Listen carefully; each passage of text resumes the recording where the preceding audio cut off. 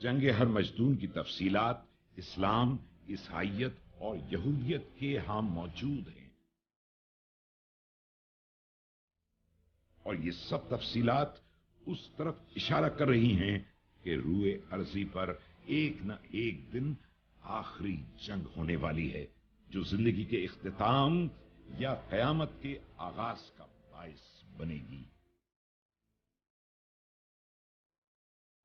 قرآن پاک کی سورہ محمد صلی اللہ علیہ وسلم کا مفہوم ہے، اب تو یہ لوگ قیامت ہی کو دیکھ رہے ہیں کہ ناگہاں ان پر آن واقع ہو، اس کی نشانیاں تو آ چکی ہیں، جبکہ ہر مجدون یا ایک آخری و حتمی جنگ کے اشارے ہمیں بیشتر احادیث میں نظر آتے ہیں۔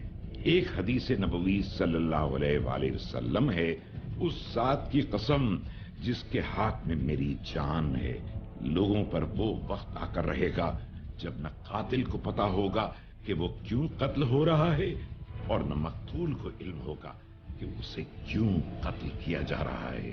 دیکھا جائے تو چند برسوں سے دنیا کے حالات کچھ ایسے ہی ہیں۔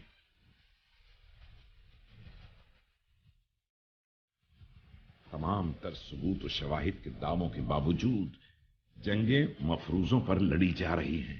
نہ مارنے والے کو معلوم ہے کہ وہ کیوں مار رہا ہے، نہ مرنے والے کو آگاہی ہے کہ اسے کیوں مارا جا رہا ہے۔ عالم دنیا تذبذب کا شکار ہے۔ یہ پیشن گوئی انہی حالات کی طرف تو اشارہ نہیں جن حالات سے آج کل ہم گزر رہے ہیں۔ خاص طور پر اس وقت امت مسلمہ تاریخ کا بدترین وقت دیکھ رہی ہے۔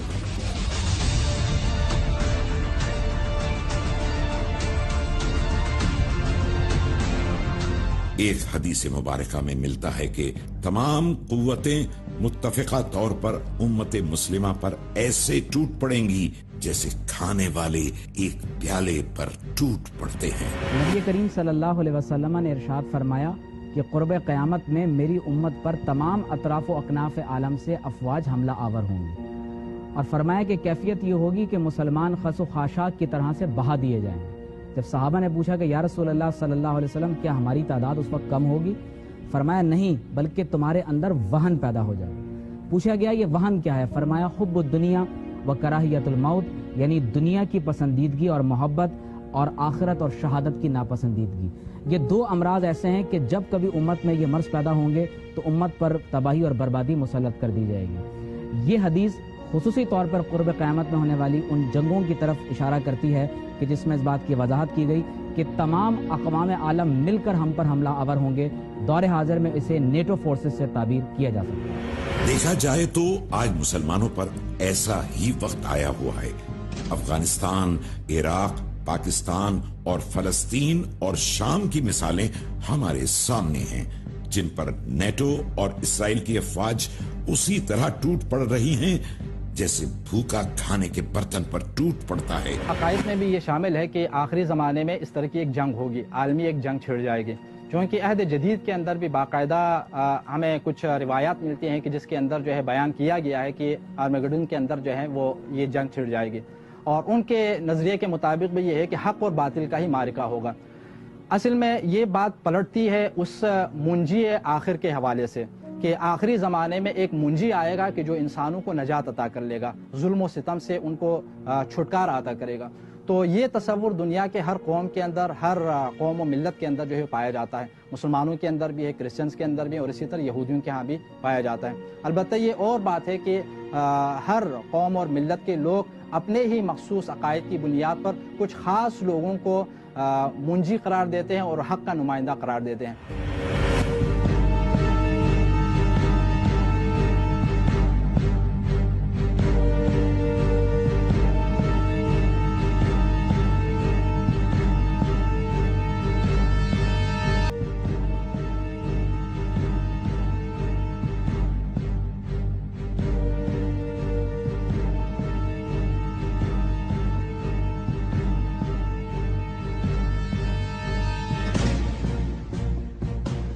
اللہ کے رسول صلی اللہ علیہ وآلہ وسلم کے فرمان کا مفہوم ہے، قیامت سے پہلے کی 6 نشانیاں گن لو، میرا انتقال بیت المقدس کی فتح، پھر جانوروں جیسی موت جو تم پر ایسے اثر انداز ہوگی جیسے گردن توڑ بیماری اثر انداز ہوتی ہے۔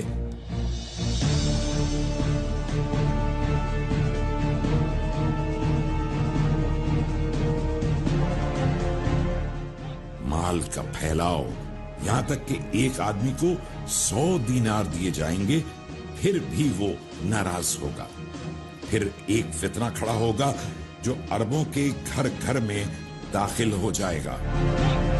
آخری جنگ کے حوالے سے ہمارے پاس بے شمار روایت پائی جاتی ہیں۔ ان روایات کے مطابق جب حضرت امام مہدی علیہ السلام جب ظہور فرمائیں گے تو اس کے بعد جو ہے پھر آخری جنگ ہوگی۔ ان سے پہلے بھی کچھ جنگیں ہوگی، جیسے سفیانی کا خروج جب ہوگا اور سفیانی جو ہے وہ اپنے لاؤ لشکر کے ساتھ جو ہے بہت سارے علاقوں کو تباہ کرتے ہوئے آگے بڑھے گا، اور فلسطین کی جانب سے آتے ہوئے شام کے مختلف علاقوں کے اندر اور عراق کے یعنی مشرق وسطیٰ کے اندر اس کی باقاعدہ کچھ مہینوں کے لیے حکومت بھی قائم ہو جائے گی۔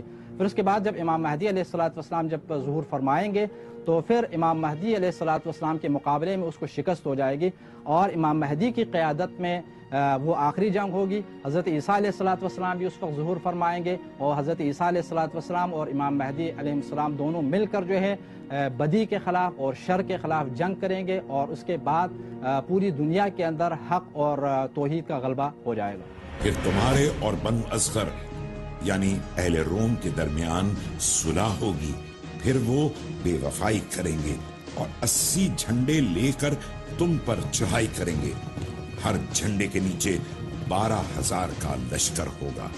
ایک روایت میں اس بات کا ذکر بھی ملتا ہے کہ جب اہل روم اور مسلمانوں کی جنگ ہوگی تو اہل مدینہ میں سے ایک لشکر نکلے گا اور وہ مسلمانوں اور اہل روم کے درمیان میں آ جائیں گے، اور اس دور میں جو مسلمان لشکر فتح ہوگا، اللہ فتح یاب ہوگا، اللہ رب العزت اسے قیامت تک آنے والے زمانوں کے لیے فتح اور کامیابی عطا فرمائے گا، اور جو قوم اس دور میں مسلمانوں کو چھوڑ کر فرار ہو جائے گی، اللہ تبارک و تعالی انہیں ذلت اور رسوائی میں مبتلا کرے گا، اور ایک قوم وہ ہوگی جو شہید ہوگی، فرمایا وہ افضل الشہداء ہوگی۔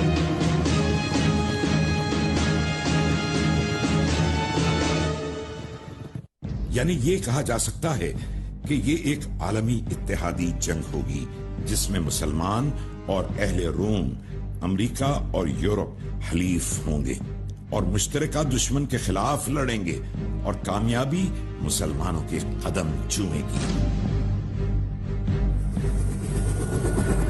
دیکھا جائے تو روس وار میں دنیا بھر کے مسلمانوں اور امریکہ نے مل کر روس کے خلاف جنگ جیتی تھی، اور عالمی طاقت کو افغانستان چھوڑ کر بھاگنے پر مجبور کر دیا تھا۔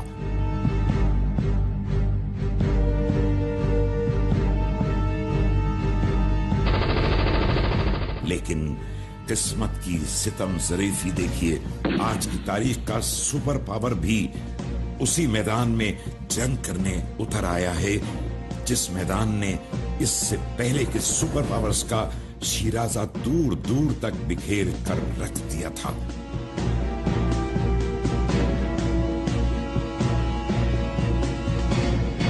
سوال تو یہ بھی ہے کہ کیا افغانستان کو دوبارہ جنگ کا میدان بنا کر صلح کے عہد تو نہیں توڑے گئے؟ اور حدیث مبارک میں جہاں 80 جھنڈوں کی بات کی گئی ہے، کیا وہ 80 ممالک کی علامت ہے؟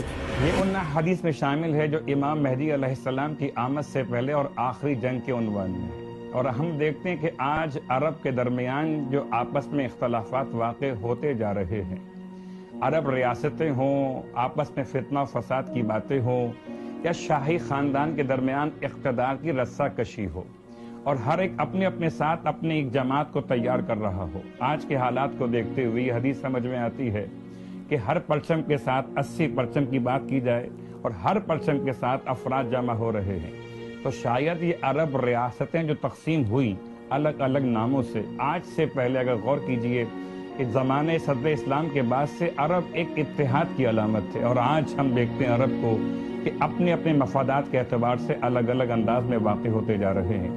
اللہ کے رسول کی حدیث کے اعتبار سے عرب کا یہ اختلاف، گھروں میں فتنہ و فساد، ہمیں اس آخری جنگ کی جانب لے جا رہا ہے، اس کی نشاندہی کی گئی۔ اگر ایسا ہے تو کیا مسلم ممالک ایک ہی وقت میں उन ममालिक से मुकाबला करने की ताकत रखते हैं।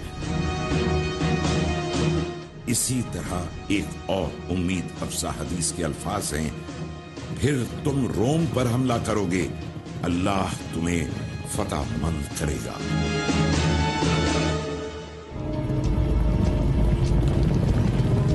कहा जाता है कि हर मजदूम या आर्मागेडन की जंग से लौटने के 9 माह बाद तक ये जंग लड़ी जाएगी, जिसे अल-मलहमतुल कुबरा कहा जाता है। बताया जाता है कि ये जंग जमीन पर लड़ी जाने वाली सब जंगों से ज्यादा सख्त होगी।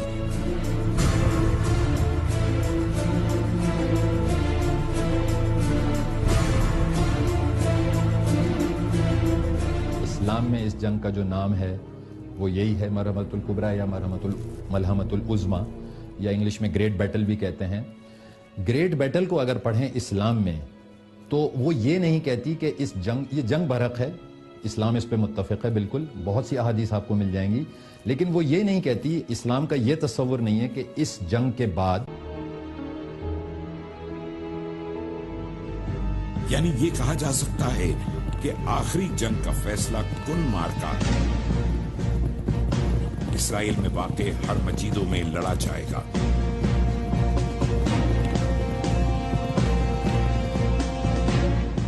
लेकिन इन दिनों जो जंग इंसानियत पर मुसल्लत है वो तो अफगानिस्तान और पाकिस्तान में लड़ी जा रही है। क्या इस जंग की आग इंसानियत को हाँक कर हर मस्जिदों के मैदान में ले जाएगी? ये यही इसी तरफ इंडिकेट कर रही है कि जाहिर है ये दुनिया के मुख्तलिफ खित्तों में फैलेगी, इसके मुख्तलिफ नाम होंगे मुख्तलिफ वक्तों में, लेकिन बिलाखिर ये कहीं जाके कन्वर्ज हो जाएगी। अब तक हम सिर्फ इतना कह सकते हैं पास्ट को सामने देखकर कि ये बढ़ती जा रही है, वक्त के साथ दोनों तरह से बढ़ती जा रही है, इसकी इंटेंसिटी भी बढ़ती जा रही है और इसकी डोमेन भी बढ़ती जा रही है। पहले फ़लस्तीन था, फिर इराक था, अब पाकिस्तान भी आ गया, अफगानिस्तान भी आ गया, और ममालिक भी आहिस्ता आहिस्ता इसमें बढ़ते जाएंगे। बिलाखिर अगर ये जाके एक बहुत बड़ी वॉर जिसको आर्मगेडोन कहा जा रहा है, तो अगर वहां तक ये पहुंचती है, जिसके कि ब्राइट चांसेस हैं, तो फिर इस बात की कोई अहमियत नहीं है कि ये वहां कैसे पहुंचेगी, क्योंकि अगर पीछे को देखें तो ये तो वक्त के साथ साथ हर खित्ते में फैल रही है। तो क्या इन दिनों दुनिया में जो ड्रामाई तब्दीलियां आ रही हैं, खासकर मुसलमान ममालिक में, कहीं ये ड्रामाई तब्दीलियां उस जंग का पेश खेमा तो नहीं?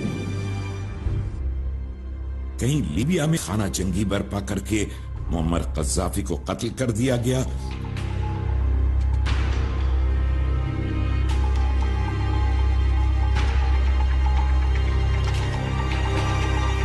कहीं मिस्र में शोरिश बर्पा की गई और अब शाम में मस्नूई बगावतें उठाई जा रही हैं।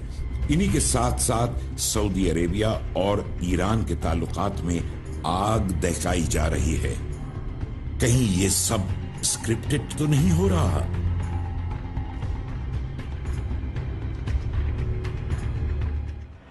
मुख्तलिफ ममालिक के अंदर आप शाम के अंदर देख रहे हैं, लीबिया के अंदर देख रहे हैं, इराक के अंदर देख रहे हैं और यमन के अंदर देख रहे हैं कि सारे मुसलमान आपस में एक दूसरे के खिलाफ जो है वो लड़ रहे हैं। इसके खिलाफ जो है वो यहूदियों और खुसूसन जो है इस वक्त इसराइल का जो किरदार सामने आया हुआ है, इसराइल जो है इस तलाश में है कि मुसलमान आपस में लड़ें, और वो जो नील से लेकर फुरात तक का जो उनका नारा था उसको अमली जामा पहनाने की खातिर जो है वो इस तलाश में है कि मुसलमान आपस में लड़ते रहें और मुसलमान आपस में लड़कर कमज़ोर हो जाएं, तो इस तरह उनकी क़ुव्वत उभर कर सामने आ जाए। तो यहाँ पर हमारा ख्याल ये है कि यकीनन यहूदी साजिशें हैं, अगयार की साजिशें हैं, इस्लाम दुश्मन अनासिर की साजिशें हैं कि जो मुसलमानों को आपस में लड़ाने के लिए या मुसलमान ममालिक के अंदर तफरीक़ा ईजाद करके मुसलमान ममालिक के अंदर जो है इस किस्म के फसादात बर्पा कर रहे हैं। सिर्फ ये ही नहीं, साबिक अमरीकी सदर रीगन अपनी किताब विक्ट्री विदाउट वॉर में लिखता है, 1999 में हमें पूरी दुनिया पर मुकम्मल बरतरी हासिल हो जाएगी और उसके बाद ईसा अलैहिस्सलाम का काम शुरू हो जाएगा। क्या ऐसा महसूस नहीं होता जैसे अमेरिका या अमेरिकी सदर इस बात का तयन कर रहे हैं कि वो मसीह की वापसी के लिए फिजा हमवार कर रहे हैं? लेकिन फिर सवाल ये है कि ये फिजा अभी तक हमवार क्यों नहीं हुई? یا دہشت گردی کے خلاف جاری جنگ کے ذریعے کسی مسیحا کے نزول کی راہ ہموار کی جا رہی ہے؟ آخر رنگ برنگے نظریات و عقائد رکھنے والی تمام قومیں آپس میں دست و گریباں کیسے ہو سکتی ہیں؟ آخر اس آخری جنگ میں ایک دوسرے کے حریف کون ہوں گے؟